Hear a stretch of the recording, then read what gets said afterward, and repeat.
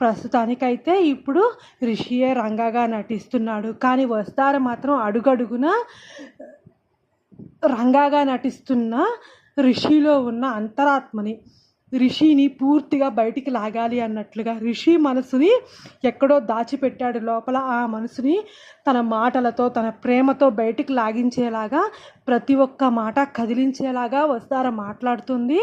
మరి ఈ మాటలకి నిజంగానే రంగాలో మార్పు రావచ్చు. ఆ రిషిగా మరి మారతాడా అనేది స్పష్టత ఇంకా మనకు రావాలి. ఈ స్క్రోలింగ్ని బట్టి మార్పు వస్తోంది అనే మనకి తెలుస్తోంది. అలాగే చాలామంది రంగా రిషిగా టెంపుల్లో మారతాడా అని నేను మీకు పెట్టిన దాని గురించి, టెంపుల్లో రిషిగా మారటం ఏమిటి మేడం అని కొంతమంది అడిగారు కదా. అంటే ఆటో సవారీ గురించి బుజ్జిని అడుగుతున్నప్పుడు నెక్స్ట్ వీక్ టెంపుల్కి వెళ్ళే